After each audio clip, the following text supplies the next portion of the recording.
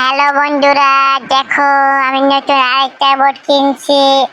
ওই বোটটা বিক্রি করে দিচ্ছি। ওই বোটটা দেখতে সুন্দর ছিল কিন্তু লোকজন বেশি ওঠান যেত না। এই কারণে আমি নতুন বোটটা কিনছি, কারণ প্যাসেঞ্জার বেশি হইলে টাকা বেশি পাওয়া যাবে। টাকা ইনকাম করা আমাদের পুরুষ মানুষের জন্য অতি প্রয়োজন। দেখো আমি এখান থেকে প্যাসেঞ্জার গুলো নিয়ে নিয়েছি। আমি এখন বরফের উপর দিয়ে চলতেছি, কিন্তু আমার কাছে এই বোটটা বেশি একটা ভালো লাগে না, কারণ এই বোটটা এই জায়গাটা চালানোর মতো কোনো জায়গা না। কারণ এই জায়গাটা ব্রিজ বাজে, গাছ বাজে, বিভিন্ন রকম সমস্যা। এই কারণে এই বোটটা এই জায়গা থেকে চালাবো না। একটু নাস্তা বিক্রি করে নেই। এই যে কে কে বার্গার জুস খাবে খাও।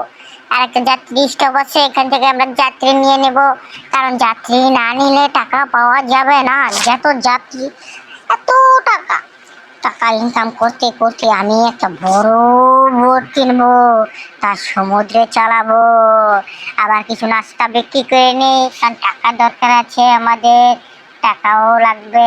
হ্যাঁ, আমি এখন কি জানি বলছি ভাই, দেখুন দেখুন এই যে ব্রিজটার ভিতর দিয়ে চলে গেল।